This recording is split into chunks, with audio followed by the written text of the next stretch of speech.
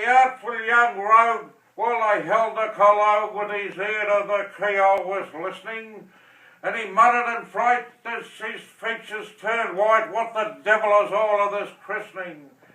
He was none adult, he had seen 'em brand colts, and it seemed to his small understanding, if the man in the frock makes him one of the flock, it must mean something like branding.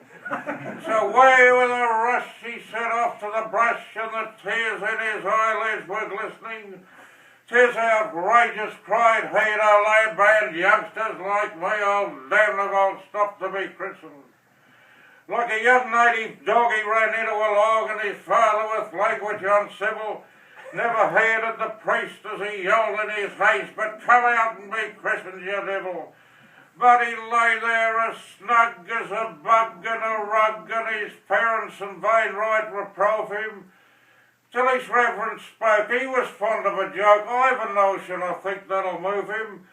Spoke a stick up the log, "Give the young spalpeen a prog, poke him easy, don't hurt him or maim him. Not long that he'll stand on the water in hand, as he shoots out this end I will name him." "Here he comes, and for shame you've forgotten the name. Is it Patrick or Michael or Dennis?" Here the youngster ran out, and the priest gave you a shout, "Take your chance anyhow with McGinnis." Now the howling young cub ran away to the scrub, where he knew the pursuit would be risky, and the priest as he fled flung a flask to his head that was labelled McGinnis's whiskey. Now McGinnis McGee grew up and's been made a JP, and there's one thing he hates more than sin is to be asked by the folk who know of the joke how he came to be christened McGinnis.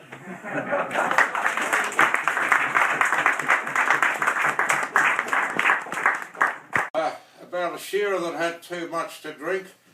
It was show time up at Moree on the Gwyder River, and it's called the Spider and the Gwyder. And the Spider done this shearer a good turn, but neither of them knew it there, the shearer.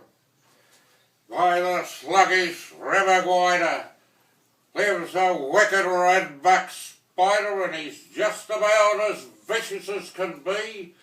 And the place that he was camped in was Rusty Jones's jam tin, just outside the showgrounds at Moree. Now there lay a shearer booze snooze, and he was on the grog and boozing all the night and all the previous day. And the cooking of the cookers and the showground spruikers failed to wake him from a trance in which he lay. Now a crafty-looking spieler with a dainty little shealer come along collecting wood to make a fire, and he whispered, 'Here's a boozer, and he's going to be a loser if he isn't. You can christen me a liar. Circle round him, honey, while I fan this mug for money, and we will have some luxuries for tea.' But she answered, 'Don't be silly, you go back and boil the billy. You can safely leave this mug to little me.' And as she circled nearer next to the drunken shearer, with his pockets bulging, fast asleep and snug, but she didn't see the spider that was ringing right beside her, for her mind was in the money in the mug. Now the spider wanted dinner, he was daily growing thinner, he'd been fasting and was hollow as an urn. As she eyed the bulging pocket, he just darted like a rocket, and he bit the spearless shealer on the stern. Up she jumps up squealing, and her clothes began unpeeling. To hear the sounds they most forlorn. On the bite one hand was dressing, and the other was undressing, and she reached the camp, and same as she was born. Now the shearer, pale and haggard, woke, and off just down he staggered, where he caught the train and gave the booze a rest. But he'll never know the spider that was camping by the Gwyder saved him $600 of the best.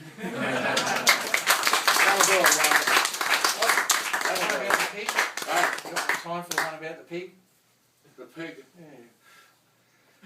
Yeah. Was an evening in September, as I very well remember.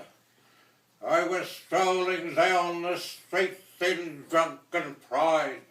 My knees went all a-flutter and I fell down in the gutter and a pig come up, lay down by my side. As I lay there in the gutter thinking words I could not utter, when a colleen walking by did softly say, "You can tell a man that boozes by the company he chooses." And the pig got up and quickly walked away.